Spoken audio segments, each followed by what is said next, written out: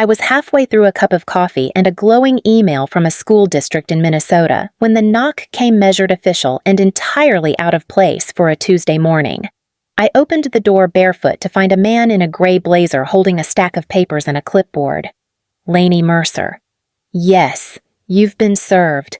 I stood there on the porch of my Portland townhouse as he walked away without another word, like he'd just handed me a pizza receipt. I looked down at the envelope. Thick. Legal. My name typed in bold beside my brother's. I didn't open it right away. I went back inside, sat down at the kitchen island, and stared at the steam curling from my mug. I knew who it was from before I saw a single word. Travis. 3 syllables. $85,000. And apparently, I owed him all of it. The formal complaint claimed I had irreparably damaged the professional reputation of one Travis Cole Mercer, my older brother. The golden child turned financial advisor, turned failed entrepreneur, now turned plaintiff. The attached affidavit read like a screenplay betrayal, defamation, intentional interference with future earnings. I was being sued by my own brother because I had, in his words, made it impossible for him to be taken seriously in business ever again, all because I finally succeeded. Just 1 week earlier, my small but mighty edtech company, BrightTrail, had been featured in an industry write-up on top female-led startups changing rural education.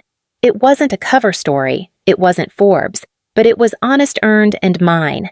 I had started BrightTrail from my kitchen table with $400 in savings, no outside investors, and a lot of late nights fueled by almond butter and disappointment. Travis had always said I was too soft for business, too risk-averse, too idealistic. He'd burned through 3 rounds of venture capital before 30. Meanwhile, I spent 10 years building curriculum software used in low-income school districts most VCs couldn't pronounce. And now, according to the lawsuit, I'd destroyed him. There was a paragraph about a tech panel I spoke at last fall where I had allegedly insinuated that Travis had been manipulative and controlling when we discussed a potential partnership. I remembered that panel. I'd been asked about red flags when evaluating collaboration. I said plainly, if someone wants a seat at the table just because you built it, that's not a partner, that's a parasite. It had gotten a laugh from the crowd, a quote, and apparently a subpoena. I reread that paragraph twice. The nerve. The gall. But what hit harder than the words on the page was what wasn't there any mention of our parents, of the years he spent mocking me in front of them, of the time he joked that I should drop out of grad school and marry someone with better instincts. None of that made it into the legal record. It was my name on the line now. Lainey Mercer, 35 years old, former community college adjunct, founder, CEO, a woman who kept her head down and her mouth shut for too long because she didn't want to be too much of a problem. Now, suddenly, I was being painted as the problem, the destroyer of reputations, the saboteur, and the press would eat it up. My phone buzzed. A text from my assistant. Hey, congrats on the article. Also, did you know Travis posted something weird on LinkedIn? Want me to take a look? I didn't respond. I put my phone down, slid the legal envelope under my laptop, and opened the email from the Minnesota district again. They were piloting BrightTrail in 32 rural schools this fall. The superintendent called the platform a lifeline for underfunded classrooms. I should have been celebrating. Instead, I felt like I'd just been punched in the throat by my own blood. I called James. He picked up on the second ring, his voice already alert. You okay? I just got sued. There was silence. Then a low, measured breath. Let me guess. Travis. He says I owe him $85,000 for ruining his reputation. I heard him shift in his chair. Didn't he ruin that himself? I laughed once hollow. Apparently, I gave it the final push. We stayed quiet for a moment. James didn't ask if I was going to fight it. He knew me better than that. I wasn't the same woman who used to apologize for existing at the table. I had built something slowly, quietly, fully, and now that it was real, my own brother wanted to take a hammer to it and call it justice. I looked back down at the envelope. Crisp edges. Cold paper. My name beside his. It didn't feel like family. It felt like war. What kind of brother files a lawsuit? Just because you finally succeeded, I don't remember the first time someone called Travis a genius, but I remember the first time I stopped trying to beat him. It was in our old kitchen in Eugene, Oregon, the kind with faded vinyl floors and cabinet handles shaped like tiny ducks. Travis was 12 and had just won some junior stock trading competition sponsored by a local credit union, but you'd think he'd rung the bell at the New York Stock Exchange. My dad slapped him on the back like a fellow Marine, and Mom kissed his temple, beaming. He held up the certificate like it was a Super Bowl ring. I was 9, sitting at the same table sketching an imaginary city on loose-leaf paper buildings shaped like instruments' bridges of light. I slid the drawing across the table. "Look, I said this one plays music when it rains." Dad barely glanced. "That's cute, sweetheart. But you should ask your brother how to read a balance sheet. Might be more useful." Travis smirked, folded the certificate, and tucked it into his pocket like a badge. I folded my drawing into a tiny square and tucked it into the trash can when no one was looking. That pattern didn't break for 20 years. Travis got awards, internships, handshakes from men in suits who looked like Dad. I got piano lessons from the neighbor lady who charged less because Laney's got a good ear. Dad said I had a tender heart, which in our house was the backhanded way of saying soft. Fragile. Not ready for the real world. Travis was always the one going places. When he got into a business camp at Stanford the summer before his senior year, they threw a whole barbecue. My acceptance to the Oregon School of Design warranted a nod and a question about scholarships. When I graduated magna cum laude, Mom said, "Just think if your brother had taken college seriously, he'd have had 10 offers by now." It wasn't meant to cut, but it did. The hard truth was that Travis was never cruel outright. He didn't shove or steal or scream. He just made you feel like whatever you did, he'd already done it better or would once he got around to trying. He called my studio apartment boho, charming my first company pitch cute, and every time I hit a milestone he said, "Not bad for the artsy one." To our parents, that was just sibling banter. Healthy competition. "You two balance each other," Dad liked to say, as if he'd raised 2 ends of the same scale. But there was no balance. Travis was the stock. I was the side note. I didn't resent him. Not then. I just internalized it. I learned to shine in quiet ways, winning scholarships nobody talked about, freelancing logos to keep the lights on, building curriculum templates for kids who'd never heard their name called for anything but detention. I worked behind the curtain, invisible but steady. And when I launched Bright Trail, I didn't send a family-wide email or post a LinkedIn announcement. I just built the thing brick by brick, code by code, until the results started speaking for themselves. And that, apparently, was where the real trouble started, because once I was visible, Travis couldn't pretend I was harmless anymore. The irony was that I never wanted to compete. He was the numbers guy. I was the designer, the problem solver. Our lanes never had to overlap. But he couldn't stand that I had built something real without him, that people now introduced me as Lainey Mercer, founder, not Travis's sister. That I was invited to panels quoted in education blogs consulted by districts that once ghosted his cold emails. I didn't destroy his reputation. I just stopped hiding from mine. James used to say that families like ours, military-rooted, status-aware, confuse silence with peace. You don't speak up. You keep the dinner table polite even if it's cracking underneath. When my parents asked about Travis's ventures, they said things like, "He's still exploring options," and "You know how startups go." When they asked about mine, it was, "Still doing that tech thing," with the same tone they used for people who sell essential oils. The last time we were all together was Thanksgiving.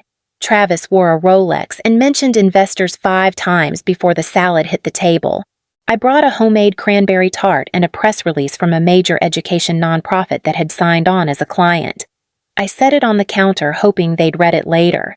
No one touched it. They asked me to carve the turkey. I stood at the head of that table, knife in hand, and realized I could memorize every face in that room, but not one of them really knew what I did or cared to ask. And yet, when Travis's ego finally imploded, they'd all come to me with the same line, "Can't you just be the bigger person?" But maybe the bigger person is the one who finally stops shrinking. What if your entire family mistook favoritism for fairness? It was supposed to be a quiet celebration. Nothing over the top, just dinner at our parents' house, a bottle of wine, and my mom's salmon with too much dill. The Forbes feature had come out that week, tucked beneath some Silicon Valley exposé, but still real. Still mine. A profile titled, "From Chalkboards to Code Bright Trail's Founder Reimagines Rural Classrooms." I hadn't even known they were writing it until the journalist called to fact-check my quotes. James said I should have thrown a launch party. I said dinner would do. We were only 10 minutes in when Travis reached across the table and flipped the magazine around with one finger.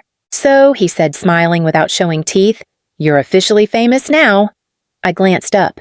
"It's not fame. It's just a write-up." He sipped his wine eyes, still on me. Still quite the glow-up from designing posters for bake sales. My dad chuckled. "Don't knock bake sales. Your mom ran one that paid for your summer camp." My mom beamed like that was the part we should all remember. I forced a smile, taking another bite of salad. Travis leaned back in his chair, tapping the edge of his glass. "I just find it fascinating," he continued, "how suddenly everyone wants your take on business strategy. When 5 years ago you were teaching art at a charter school, I met his gaze evenly. 7 years ago. And it was curriculum design, not art." "Right," he said, waving a hand. "Still, I mean, good for you." Though I have to admit, he grinned. It's wild that investors are throwing money at someone who once thought ROI stood for Rainbow of Ideas. That got a laugh from our dad. A real one. The kind he used to give Travis after winning mock trial competitions or pitching fake stocks with real swagger. I set my fork down gently. My mother was already smoothing her napkin the way she did when she sensed tension but didn't want to name it. "I didn't take outside investment," I said calmly. "Bright Trail is self-funded. We reinvest revenue." Travis let out a soft, impressed whistle. "Wow, self-funded. So you're bootstrapping too." "Look at you." The sarcasm in his voice was dressed up as admiration, but it was too familiar to fool me. That was Travis's favorite tone compliment laced with a tripwire. He always made it sound like I'd stumbled into success, like it had floated down and landed in my lap while he'd been busy wrestling with real-world gravity. My mom reached for the wine bottle, pouring herself half a glass before she spoke. "You know, honey," she said carefully. "Your father and I were just saying it's wonderful that you're doing so well. Truly.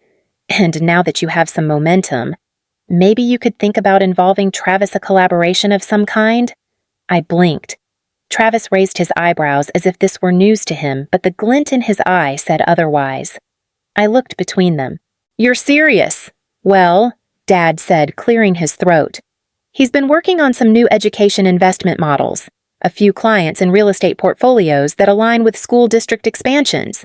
Could be a synergy there." "Real estate portfolios," I repeated. "Just think about it," my mom added.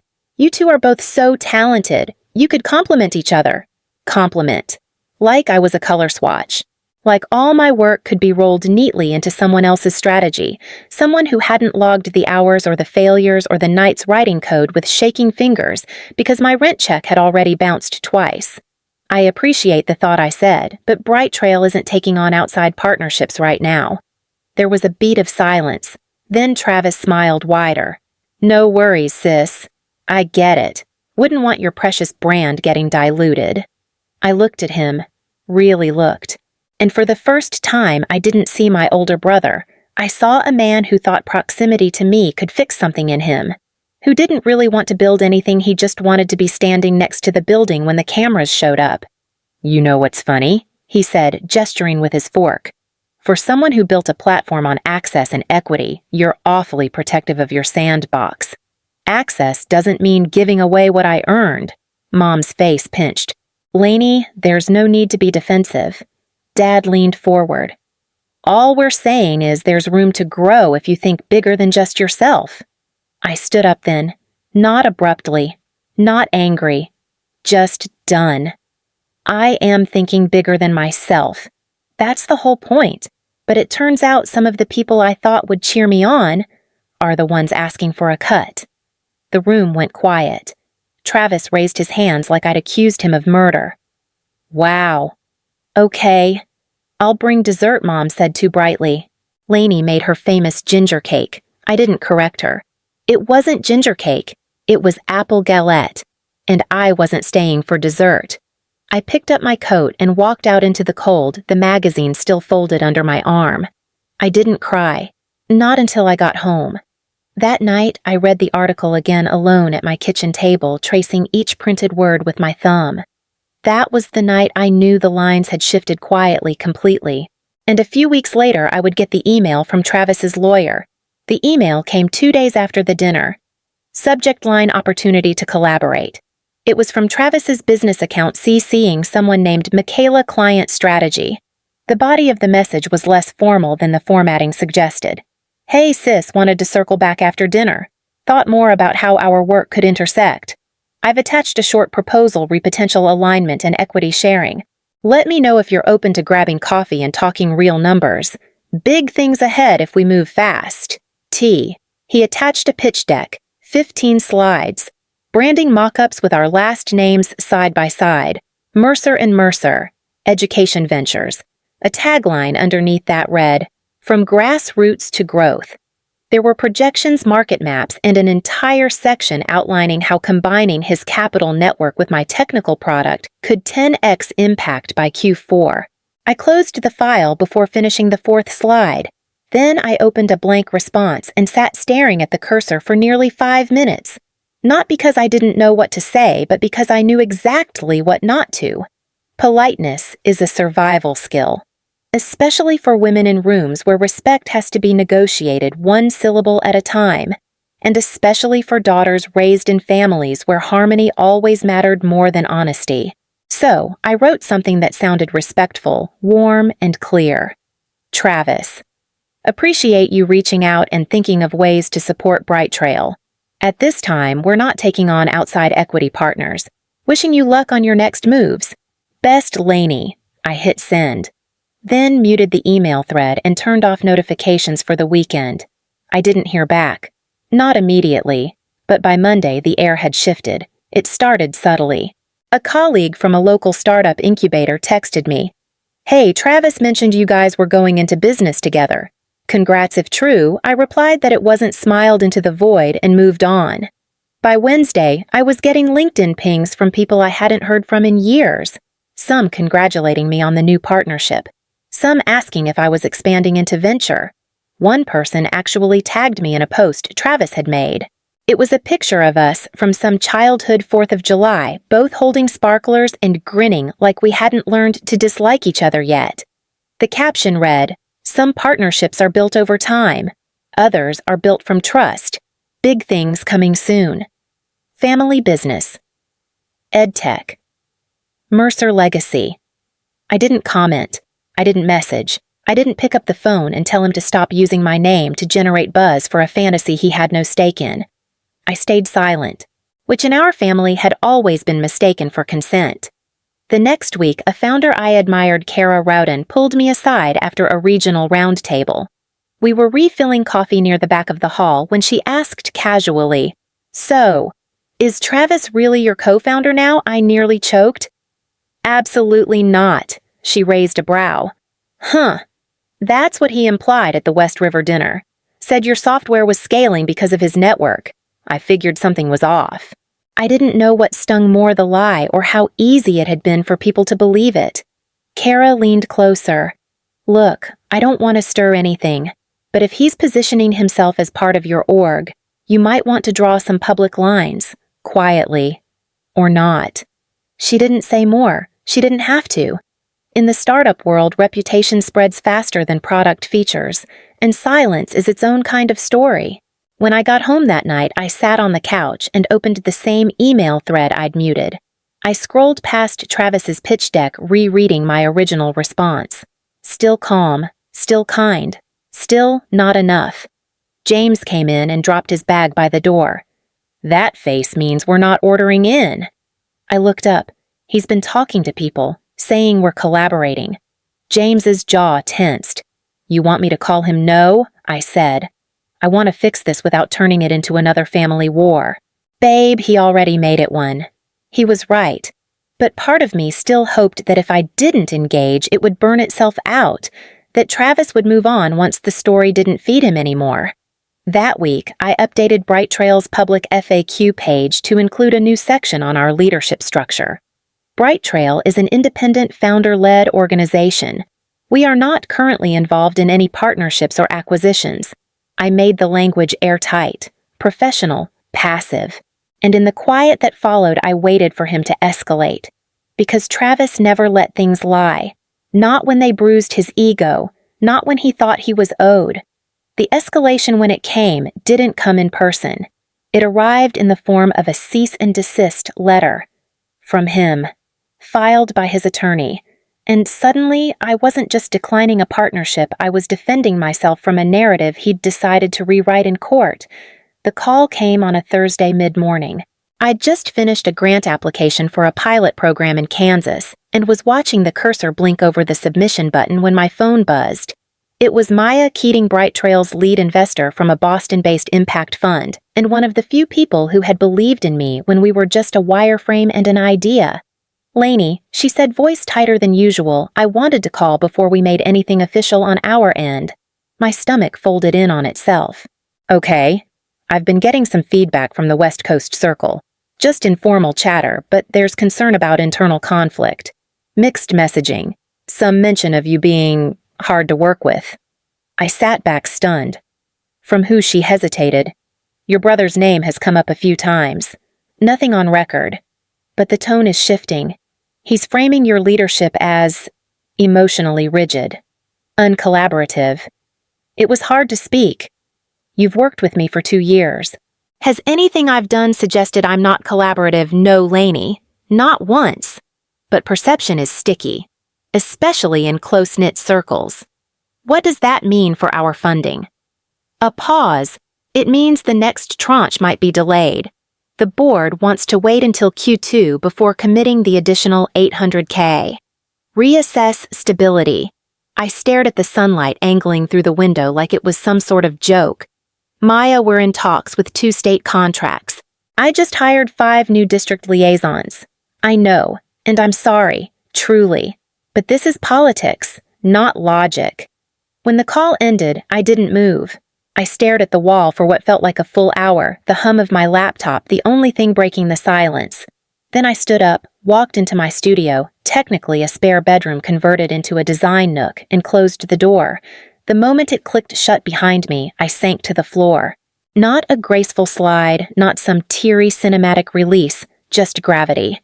Collapsing into the carpet like my bones had given up. I pressed my forehead against my knees and breathed through it. The rage, the humiliation, the fear. He was winning. He wasn't right, but he was winning. And somehow, all it had taken was a few vague comments and the suggestion that I was difficult.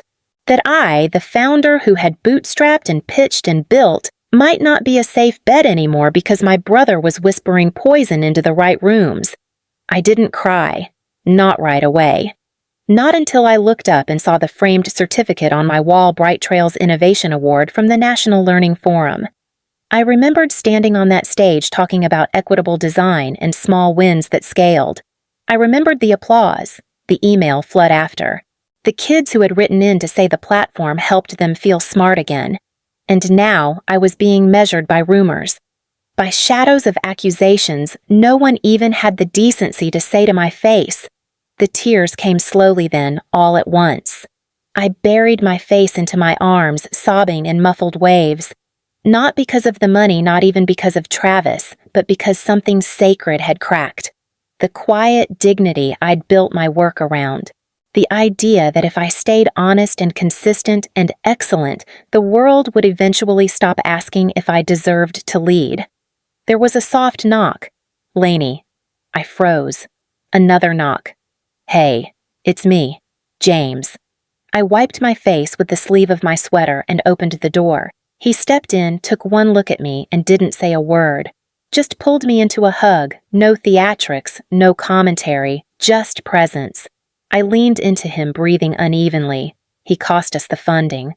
I heard James said gently, "Maya called me after you." I pulled back. "Why didn't you say something?" "Because I wanted you to hear it without spin. And because I knew it would hit you in a place deeper than business." He walked over and sat on the low couch under the window, patting the seat beside him. I followed. "He's not going to stop," I whispered. "It's not just petty now.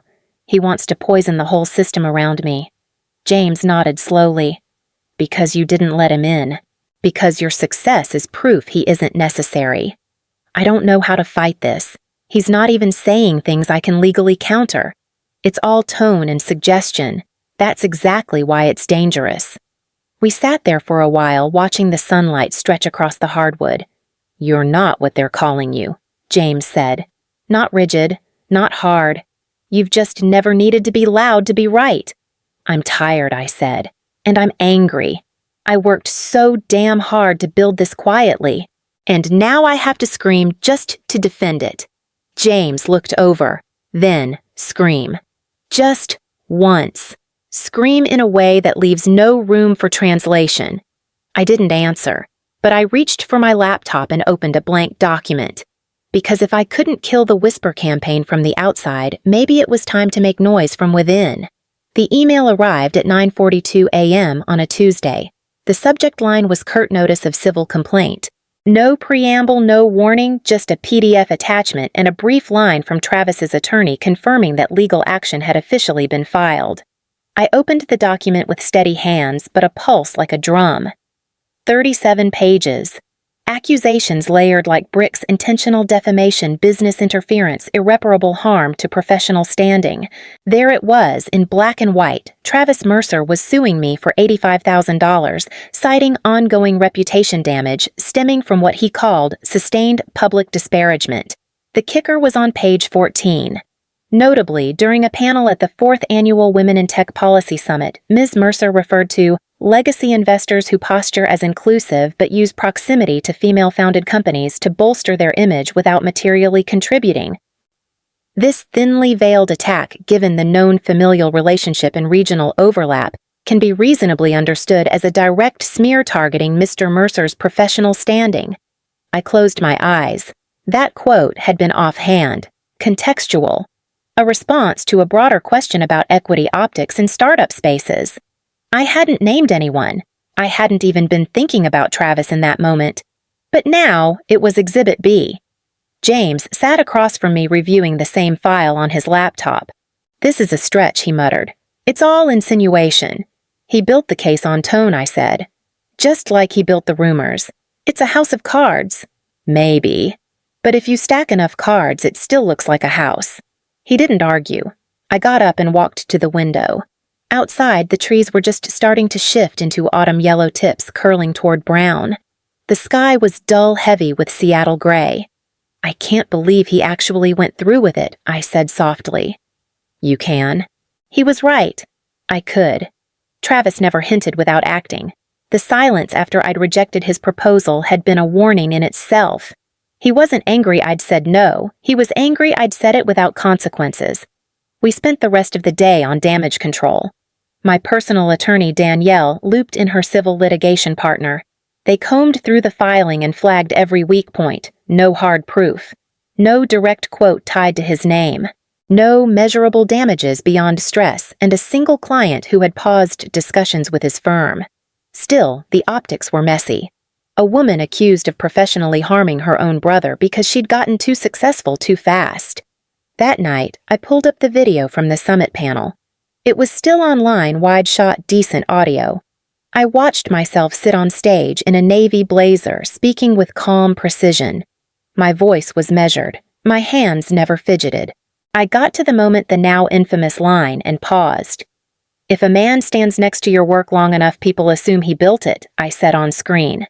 And sometimes they'll use that proximity as leverage even if they don't lift a single brick. The room had laughed. I remembered that laugh. It hadn't been cruel. It had been recognition. Truth. Now that same truth had been twisted into evidence. I shut the video and leaned back in my chair. A beat passed before James spoke from the doorway. I rewatched it too. You didn't say anything wrong, I know I said, but that won't stop the echo. He stepped inside. We're filing a countersuit, right? Maybe. Or maybe I write a statement first. Take the story back. Carefully.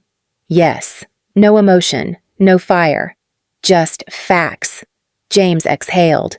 You sure you want to go public? I don't want to. But I might have to. Because this isn't just about what he's doing to me.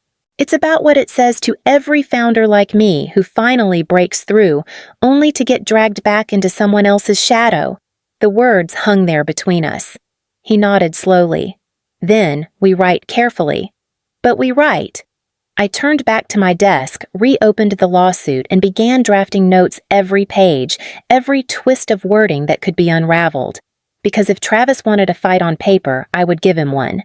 But not the kind he expected. I wouldn't scream. I'd sharpen. And then I'd aim. I hadn't meant to cry. I'd promised myself that driving up to my parents' house on Sunday afternoon, the court documents printed and clipped neatly in my leather folder, I told myself I'd be calm, measured, respectful. No matter how they reacted. Mom greeted me at the door like nothing had happened. She kissed my cheek, told me I looked thin but sharp, and offered me mint tea like I was 13 again, home from a bad piano recital.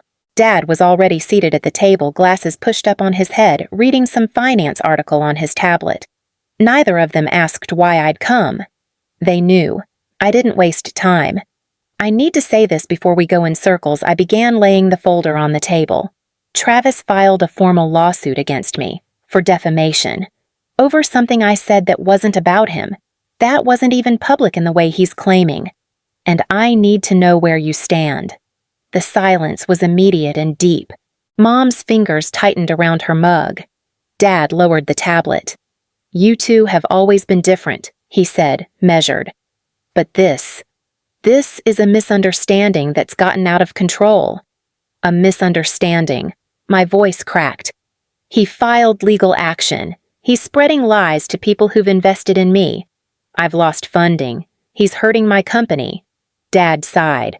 I know you've worked hard, Lainey. No one's denying that. But maybe you could find a way to settle this quietly. Be the bigger person. I blinked. Bigger than what Thana man slandering his sister because she said no to him. Travis has more to lose. He continued. His reputation is the only thing he ever protected, I snapped. And now I'm supposed to shrink so it stays intact. Mom finally spoke, voice gentle. You never liked the spotlight anyway, sweetheart. You've always been more private. This public fight, it's not you. I stared at her. That's the problem. You think this is a fight. I think it's survival. No one responded, so I stood. If you can't see what's happening, I can't make you. But I won't apologize for refusing to disappear. I walked out without touching the tea. I made it to the car before I started shaking. And I didn't stop until James picked up the phone on the third ring. I should have known better than to expect neutrality. The minute I pulled into the driveway, I recognized the signs. The trimmed hedges, the back porch light still on in the middle of the afternoon, my mother's version of presenting calm before confrontation. It was the same setup she used when we were teenagers, and Travis had crashed Dad's car order tidiness civility. Even while the storm waited just beyond the welcome mat. She greeted me with a soft smile and a hug that felt more ceremonial than sincere. Come in, sweetheart, she said. You look tired. Are you sleeping? Not really, I admitted, stepping past her. This thing with Travis. We'll talk in the dining room, she cut in gently. Your father's waiting. Dad sat at the head of the table, sleeves rolled to the forearms, reading glasses perched low. He didn't stand. Just nodded like we were there to negotiate a loan, not to talk about how their son had just dragged their daughter into a public legal brawl. I placed the folder on the table and sat. The lawsuit was inside highlighted, annotated, time-stamped. It didn't matter. Let's not do the reading part, I said quietly. You know what he's accusing me of. Neither of them moved. He's filed a civil complaint, I continued. He's citing my public commentary as defamation. He's calling it reputational sabotage. And meanwhile, I've lost one of our largest funders because of the rumors he's been seeding since October. Dad finally looked up. Lainey, you've always been passionate. But are you sure this isn't just a miscommunication? I couldn't help it. I laughed short, bitter. You think this is a communication issue? He hired a lawyer. He filed paperwork. He named me. That's not a misunderstanding. That's intent. He's under pressure, Mom said softly, placing a hand over her mug. That fund he's been running, it hasn't performed. And he's never really been good at losing. And I'm supposed to cover that for him. Of course not, she said quickly. We're not saying that. Just maybe try to remember he's your brother. He's not a villain, Lainey. He's suing me for $85,000, I said slowly, for being quoted in a sentence that wasn't about him at an event he didn't attend. Dad cleared his throat. I read that quote. It was clever. Sharp. But maybe it hit too close for some people, especially people who feel exposed right now. I blinked. You're defending him. We're not taking sides. But you're asking me to be quiet, to de-escalate. That's taking a side. You've built something remarkable, Mom said, trying a gentler tone. But you never liked the spotlight, did you? You've always said your work speaks for itself. Maybe this isn't worth the distraction. My mouth went dry. You think I should let him do this because I'm not the one who needs to be seen? We're saying you're stronger, Dad said, as if that settled it. You've always had more grit. That's why he's acting out. I stared at both of them, trying to find even one scrap of recognition in their eyes. I don't need you to fight him for me, I said. I don't even need you to condemn him. But I do need you to stop asking me to make myself smaller so he can keep his illusion intact. Sweetheart, Mom began. No, I said, voice low but steady. I've bent for years. Let him interrupt me. Steal credit, take up all the air in a room because you both said it was just his way. You told me to be patient. You told me he'd grow out of it. But now I'm being sued for existing in public and you're still asking me to absorb the blow. Dad exhaled through his nose. Travis has more to lose right now. You're stable. You've got your company. You're already ahead. And that makes me disposable. No, he said too quickly. It makes you capable. For a moment I couldn't speak. The words caught somewhere between rage and heartbreak. I pushed my chair back. You're right about one thing. I am capable. That's why I won't pretend this is anything but what it is. Lainey, Mom said softly, reaching out. Let's not make this permanent. It already is, I whispered. You just didn't notice when it happened. I left the folder on the table. They didn't open it. By the time I reached the car, I was shaking. Not from anger, not even from hurt, but from the clarity that sometimes hits just before something big breaks. I called James. He picked up immediately. They won't back me, I said. There was a long pause. Then we move without them, he replied. We build the strategy. We go public. And in that moment, I knew. The next step wasn't defense. It was the counter. It was a Tuesday when I opened the supplemental motion. A PDF attachment labeled Exhibit D. My stomach dropped before I even clicked it. The timing alone was suspicious, barely a week before our hearing, with just enough pressure to throw off preparation. Inside was a screenshot of an email, supposedly from me, dated 6 months earlier. Subject line, pull Travis's access. The body of the message in clean sans serif font read, We can't let him ride our coattails anymore. If he tries to claim we collaborated, deny everything. It was addressed to my head of legal and CC'd to James. I read it once. Then again. Then again. It was fake. The tone was off, the phrasing wrong. I didn't talk like that, especially not in writing. There was an arrogance to it, an intentional edge, and yet I could see how someone might believe it, especially someone who already wanted to. James walked in with 2 coffees and stopped short when he saw my face. Travis's team submitted this, I said, turning the screen toward him. He bent over, the laptop, eyes narrowing. What the hell is this? They're claiming I wrote it. No chance. You've never CC'd me on anything like that, and you'd never put that in writing. I know I said, but they're betting someone will believe I did. James pulled out his phone and started dialing. We need to get Danielle and her team on this now. If they're submitting fabricated documents, we have grounds for sanctions. That's when the second email came in. Subject noticed something off important. It was from Micah Veer, a freelance front-end developer we'd used for a UX overhaul last year. Quiet, talented, meticulous. I hadn't heard from him in months. I opened it. The body was brief. Hey Lainey, not sure if this is relevant, but I saw the exhibit in the complaint that includes a supposed email from you. I recognized the header style. It's a doctored Outlook render. I saw a guy at a co-working space running a tool that mimics Microsoft headers and timestamps. He bragged about making messages more convincing to win a contract dispute. I think it was Travis's paralegal. Tall guy, shaved head. Let me know if I can help. Micah. I stared at the screen. James. I said we have something. We have someone. He read it, jaw tightening. We bring this to Danielle immediately. She'll know how to track metadata on the email file. I forwarded Micah's message to our legal team with a note: need expert verification on Outlook spoofing. This could break Exhibit D. Within the hour, Danielle replied with a plan.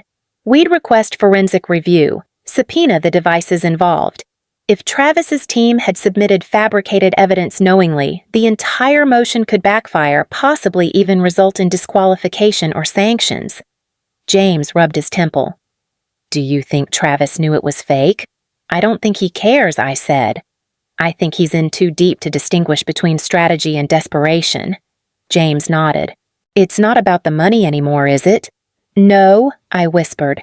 It's about erasing me, or discrediting me enough that he wins by default. The legal wheels began turning fast after that. Our attorneys filed a motion to challenge the validity of the email. Micah agreed to provide a sworn affidavit about what he saw. He even sent us a screenshot of the render tool complete with mock-ups almost identical to Exhibit D's format. Still, I couldn't shake the feeling that something larger had cracked open. If Travis was willing to forge documents or let someone do it on his behalf, there were no limits left. He wasn't trying to prove anything. He was trying to bury something. James sat beside me that evening, both of us exhausted but wired from adrenaline. You're not going to like this, he said, but we might need to talk to the press. I looked at him. Seriously, once the forensic results are in? Not to burn him, but to get ahead of the story. I thought of my parents, of how they'd beg me again to be the bigger person. I thought of Maya, of the investors waiting for clarity. I thought of the version of me still trapped in that fake email, petty, vindictive cold. I don't want to go public, I said finally, but I also won't let a lie become louder than my life. James nodded.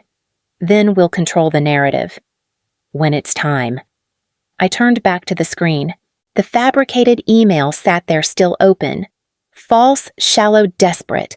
But for the first time in days, I didn't feel powerless.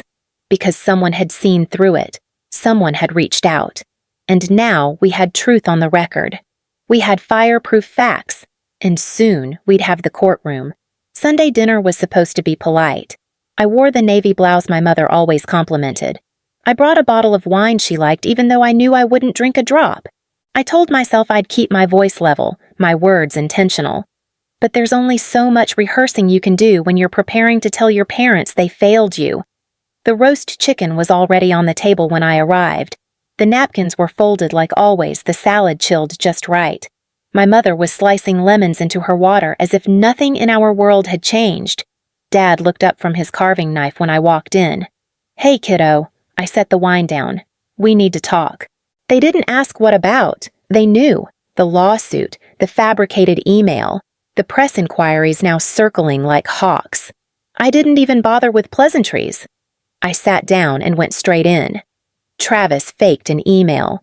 Or someone on his team did with his knowledge. We have a forensic expert reviewing it now and a witness has already come forward. It's not real. And still, he submitted it as evidence. Dad's face barely moved. Mom blinked. Laney. That's a big accusation. It's a fact I said. One that could have torpedoed my business again. We didn't know, Dad said quietly. I'm not here because you didn't know, I replied. I'm here because even if you did, I'm not sure you'd care. My mother's fork clinked against her plate. That's not fair. Neither is being sued for $85,000 by your brother while your parents ask you to stay quiet. Dad cleared his throat. We were trying to keep the family from falling apart. No, you were trying to keep Travis from having to answer for anything. A pause. Then Mom said something I didn't see coming. You always made Travis feel small. The words were so absurd I didn't react at first. My brain couldn't compute them. You always had that presence, she went on, almost wistful. You were self-contained, sharp, uninterested in attention. But that kind of self-possession, it intimidates people, especially your brother. He's not like you. I blinked. You're saying this is my fault? I'm saying he's been chasing a version of himself that he thought he needed to be because of how easily things came to you. I laughed. Not because it was funny, but because it cracked something in me I didn't know was still holding. Things didn't come easily, Mom. You just didn't notice the work. You thought my quiet was comfort. It wasn't, it was survival. It was learning how to be invisible so he wouldn't accuse me of showing off. It was letting him interrupt me at dinner, take credit for school projects, brag about me to his friends while dismissing me at home. My voice was rising. I didn't care. You cheered when he cut me off during my college graduation speech. You said he was just nervous and trying to keep things light. When I got my first investor, you asked if I'd help him with a pitch deck he didn't even write. You called it family supporting family. You never once asked if I wanted to. Mom's mouth was pressed thin. Dad looked away. I bit my tongue for years, I said. I told myself it was maturity, grace, respect. But it was silence. And that silence let him believe he was always right, that he could do whatever he wanted and I'd carry it. No one moved. The roast sat untouched steam curling up between us. You're not the victims here, I said, and neither is he. You all want me to be the better person so badly because you think I'm strong enough to swallow everything. But I'm done swallowing. I'm done dimming. I am not going to absorb this to keep your image of a close family alive. Then what do you want from us, Dad asked finally. I want you to say it, out loud, that this was wrong, that he crossed a line, that I didn't deserve any of it. And if you can't, then at least stop pretending we're all on the same side. Silence. Then quietly my mother said, I don't know how we got here. We got here, I said, standing because you raised a son who believed he was owed the spotlight and a daughter you assumed would stay quiet in the dark. I left the dining room, left the food, the wine, the soft linens folded by habit. In the car, I sat with the door shut, hands on the wheel, breathing in sharp bursts. Then I pulled out my phone. The press statement draft from James was waiting in my inbox, and I hit open. It came in a plain padded envelope, no return address, just a Seattle postmark. Inside, tucked into a small black case, was the flash drive and a note. Everything you need is on here. Let me know if they try to discredit me. M. I stared at it in my palm. Somehow, the weight felt heavier than it should. I drove straight to Danielle's office where James was already waiting. We didn't speak until the conference room door clicked shut behind us.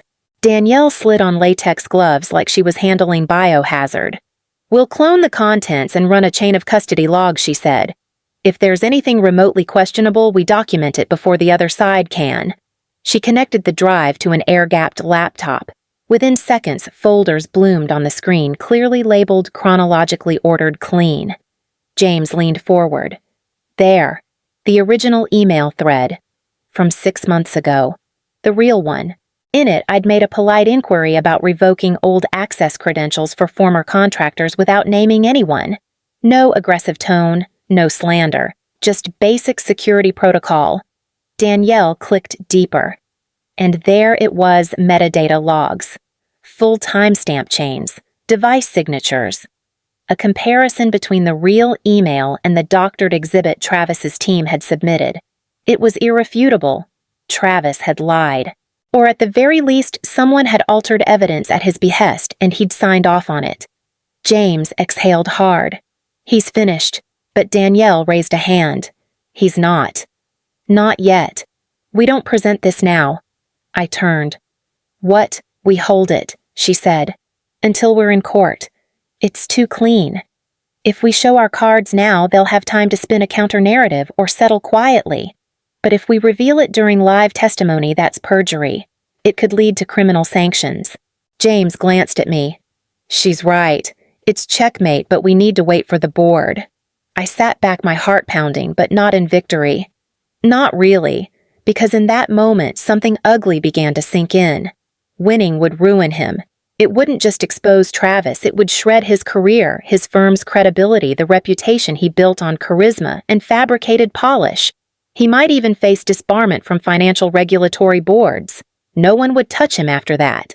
Danielle must have seen the hesitation in my eyes. You don't have to feel bad. He chose this. I don't feel bad, I said. I feel conflicted. James leaned in gently. This isn't vengeance, Lainey. This is protecting your name, your company, your future. But I know what it's going to do to him, I said. To Mom and Dad, too. Danielle folded her arms. They chose silence. He chose fraud. You're just choosing not to be erased. That line stuck with me all day. At home, I lit a candle out of habit and stared at the wall for an hour, the flash drive sitting in its case on my coffee table. For years, I'd imagined standing up for myself. I just never imagined what it would cost to do it right. Because this wasn't just about winning, it was about what kind of woman I was going to be on the other side. Later that night, James texted me, "We're not the ones who built a lie. You're just turning on the lights." And that helped. Because the lights were coming, and Travis had nowhere left to hide. The headline was impossible to miss. Bold font. A smirking photo of Travis in a tailored navy suit.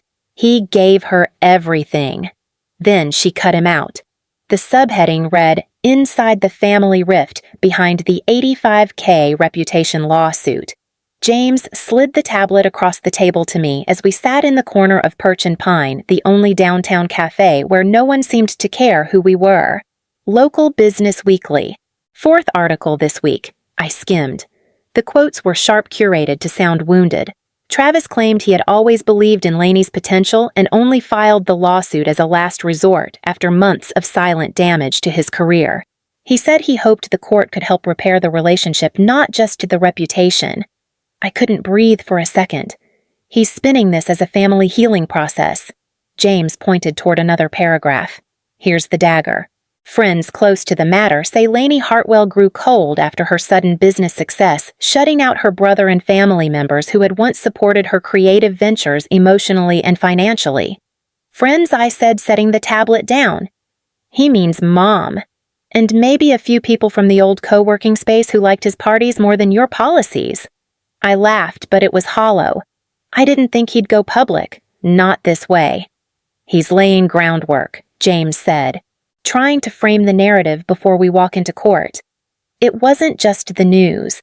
Podcasts picked it up.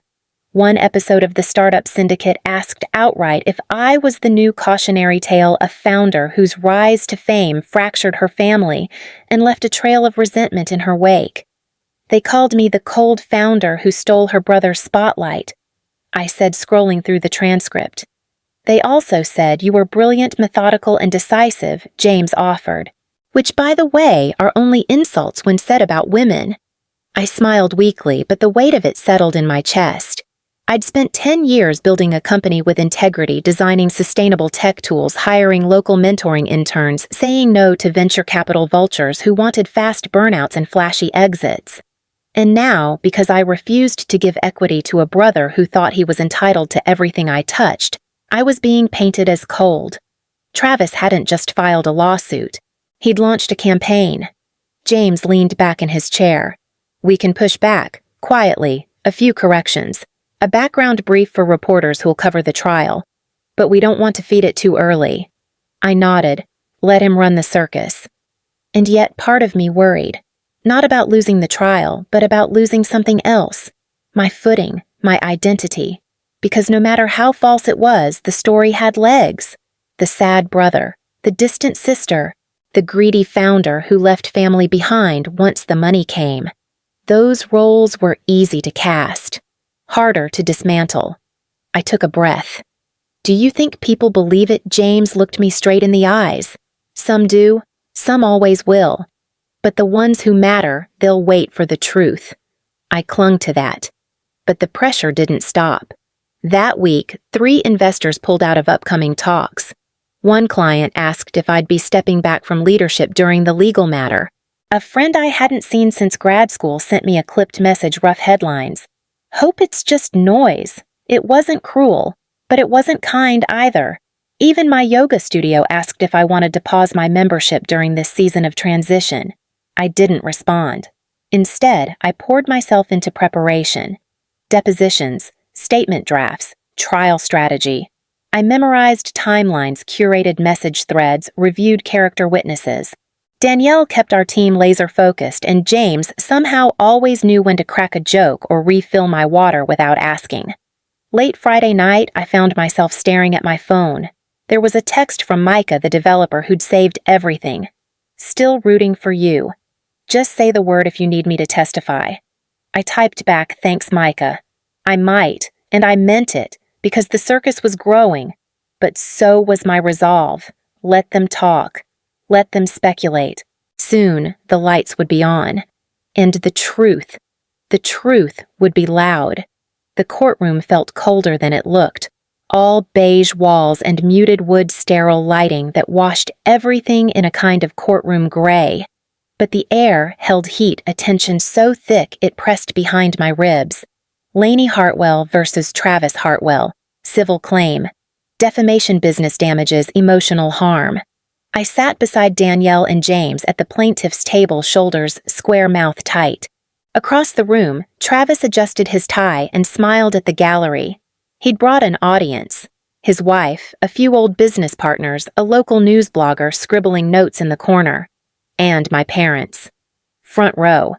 When the bailiff called the session to order, Travis's lawyer rose first. Polished, calm, calculated in the way only expensive litigation can buy. He spoke of betrayal, of ambition gone sour, of family wounds reopened by callous ambition. Then Travis took the stand. He wore the same rehearsed modesty I remembered from our childhood. A sheepish glance. A sigh like he hated doing this but had no choice. His voice was just loud enough to carry emotion, just soft enough to feel wounded. "I tried to help her," he said. "From the beginning. I offered my networks. I connected her with mentors. I made space for her at events that were truthfully above her level at the time." James made a sound under his breath. Danielle shot him a warning glance. "I never asked for anything back," Travis went on, "until she cut me out. And worse, she started planting rumors that I was unstable, that I was controlling. Suddenly, doors that were open to me closed overnight. Founders I'd mentored stopped taking my calls." He glanced at me. It was well-timed, perfectly framed, and then I saw the quote, the one from that conference. He paused for effect. "She didn't name me, but everyone in our circle knew." She said, and I quote, "There's nothing more dangerous to a young company than a man who wants credit without doing the work." He swallowed. That was me. That was the narrative she created. My stomach tightened. I remembered the panel. I remembered the question. And I remembered the truth I hadn't been talking about him. Not specifically. But now, somehow, the weight of his interpretation was becoming fact in the eyes of the room. "She didn't just hurt my reputation," Travis said. "She damaged my mental health, my standing in the industry, and worst of all, she split our family." He looked directly at our parents. My mother dabbed at her eyes with a tissue. My father nodded once solemnly as if Travis's words were scripture. Danielle leaned over and whispered, "Let him finish. He's stacking the drama early." I kept my eyes steady. But inside, something cracked, because I knew that look in my mother's eyes. It wasn't pain, it was loyalty, not to truth, to comfort, to the version of events that made Travis the vulnerable one.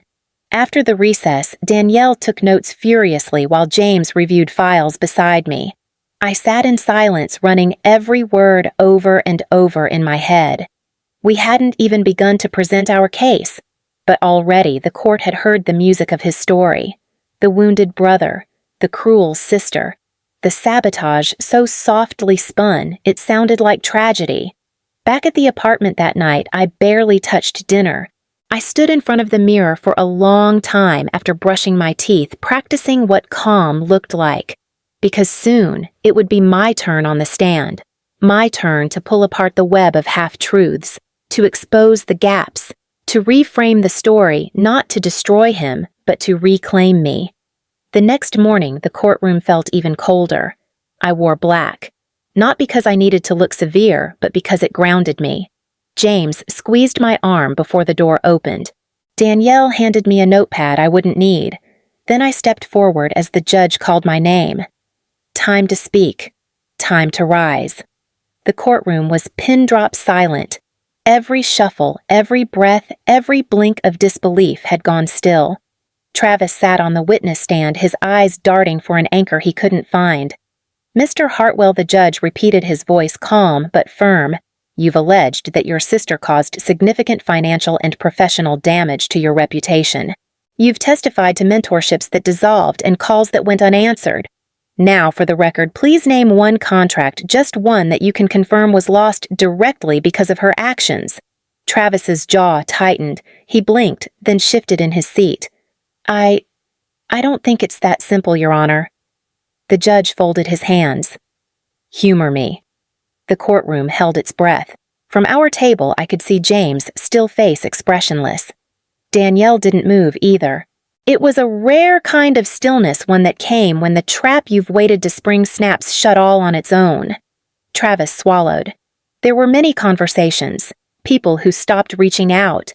One VC firm that went quiet after the article came out. I don't have a signed deal that was rescinded, but...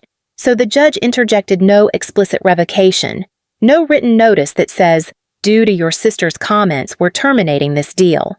Travis fumbled. They wouldn't put it in writing, but anyone in business knows perception is everything. "Yes," the judge said slowly, "but in a court of law, evidence is everything. And without it, we are simply entertaining theory. And theory is not grounds for defamation." I felt my chest tighten, not in fear this time, but in disbelief. For the first time in weeks, maybe months, I wasn't the one under scrutiny. He was. Finally. Travis leaned forward. She didn't have to say my name. Everyone knew. That quote, which did not reference you, Danielle cut in sharply from our table, was drawn from a generic conference panel, and no documentation has shown a direct line between it and any formal business consequence to you, Mr. Hartwell. The judge looked back at Travis. "If you can produce one name, one deal, one contract, I'll allow your claim of professional sabotage to proceed. Otherwise, I may recommend the court reconsider the scope of damages under review."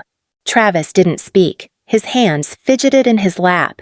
From the gallery, I caught a flicker of movement.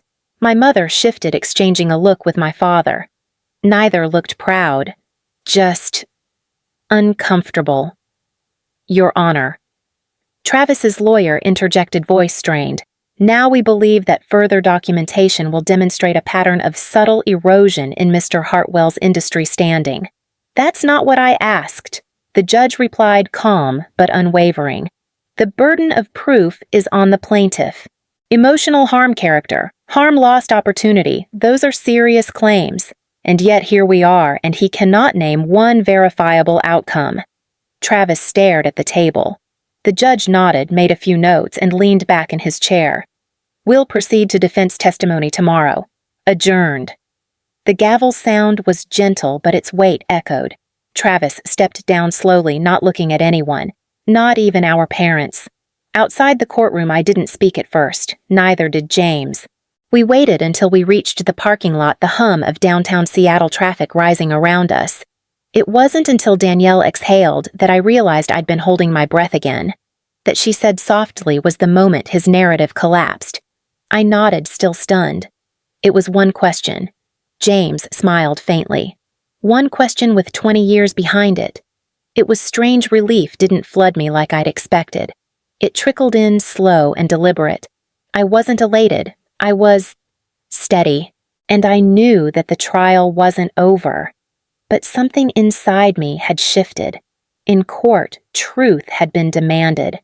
And he couldn't deliver it. That night, I stood in my studio long after dark windows opened spring air brushing through the fabric samples and stacked portfolios. The silence felt earned. Tomorrow it would be my turn on the stand. And for the first time, I wasn't afraid. The final session began with a hush even deeper than before. The courtroom was full, but no one dared move as the judge took his seat and adjusted his glasses. I kept my eyes fixed on him, barely breathing, while James gripped the table beside me, his stillness more grounding than words. The ruling came swift and clear. This court finds that the plaintiff has failed to establish direct harm or verifiable damages caused by the defendant's words or actions. Further, the submission of doctored evidence raises questions not only about credibility, but about intent. I didn't flinch. I couldn't. My heartbeat pressed against my ribs like a drum, but my face stayed steady. The judge continued, "It is the opinion of this court that this lawsuit was not brought in good faith, but rather as an act of personal retaliation cloaked in professional language." He paused, looking at Travis. "This is not justice," he said plainly. "This is revenge in professional clothing." A beat of silence followed. Then, case dismissed with prejudice. Plaintiff is ordered to pay all legal fees incurred by the defendant. The gavel fell. So did Travis's mask. He stood too fast, knocking his chair backward, muttering something inaudible. His lawyer whispered, but Travis shook him off and turned sharply toward the back of the room where our parents sat frozen. Mom reached for his sleeve. He yanked away. Outside the courthouse, the press swarmed. James put a hand on my back as we moved through the cameras, saying nothing, just clearing a path. But even through the noise, I could hear it, the voice I'd known since childhood, cracking under a strain of self-destruction. "She's always twisted things," Travis was shouting just feet from the courthouse steps. This was mine. I built her up. She should have thanked me. All of this, she owes it to me. No one stopped him. The reporters kept rolling, and I just walked on, not out of cruelty, not out of triumph, out of choice. At the corner, James handed me a bottle of water and looked me over like I might break. I didn't. I simply said, "It's over." He nodded. "Yeah, it is." But I knew something else too. This wasn't the end of Travis's unraveling. It was just the part where everyone finally saw it. The mask had cracked. The act had folded. And what remained? A man who had tried to sue his sister into silence and ended up shouting into an open sky unheard. I exhaled, and then I turned toward what was next. In the weeks following the dismissal, Travis's world began to implode. Not all at once, more like a slow, deliberate leak. First, one of his biggest clients publicly severed ties, citing ethics concerns. Then came the whispers across industry boards and Slack channels. Founders who'd once praised him went quiet. His LinkedIn updates stopped. His firm's website was suddenly under maintenance, and then it wasn't back. By the third week, news broke that the firm had dissolved. Silent withdrawals, unpaid invoices, and a quiet internal departure of junior partners. Even his former assistant posted a cryptic tweet that ended with "truth always outs." I didn't rejoice, but I didn't flinch either. Meanwhile, my story was no longer his to narrate. My business bounced back slowly but sturdily. The investor who'd once backed out returned not with an apology but with a reoffer, and I didn't take it. We didn't need it. The team had grown tighter, the mission clearer. My phone buzzed one evening as I left the office. Unknown number. It was my mother. Her voice was careful. "We saw the news." I said nothing. "We didn't know what he was capable of. We thought it was just sibling rivalry. We didn't see how far he'd go." Still, I waited. Then came the softest crack in her voice. "We're sorry, Lainey. We should have listened sooner." I leaned against the wall outside the studio, watching the evening light pool across the sidewalk. For a long time, I didn't speak. Then I said, "I'm open to healing, but not pretending." She was quiet for a long time. "That's fair." We ended the call without promises, without plans, but with something maybe better honesty. That night I stood in my apartment quiet for the first time in months. I didn't turn on music, didn't pour wine. I just stood there and let the silence mean something different. Not abandonment, not defeat. Peace. 6 months later, in a sunlit co-working space on the edge of Pioneer Square, I stood in front of 12 women with laptops grit and the kind of fire I'd once had to hide. Each had been denied something funding credibility, even just being heard in their own pitch rooms. But here, they had something else a chance. The Hartwell Initiative wasn't named after me. I didn't want it to be. It was named after what it had cost and what I'd built from the rubble. A program to support underdog founders in tech. No family name could touch that now. On the wall above my desk hung a single framed quote printed in black ink on crisp paper. This is revenge in professional clothing. Judge R. Whitlow. People thought it was a warning, but for me, it was a reminder that I never needed revenge. I only needed to survive long enough to build something beyond their reach. James popped his head in around noon, holding 2 coffees and a spreadsheet we'd been meaning to review. "The grants are ready," he said. "Want to sign off?" "Yeah," I said, taking the cup. He looked up at the quote. "Still your favorite?" I smiled. "It's not about the quote. It's about what came after." He nodded. "And what came after?" I turned to the window, watching one of the fellows lead a group discussion down the hall. Everything. Outside, the city kept moving. Emails flowed. Code deployed. Pitch decks evolved. The world didn't stop when they doubted me. It just gave me better reasons to keep going. They had tried to invoice me for my success, but I built it in silence, and it speaks louder than their blame.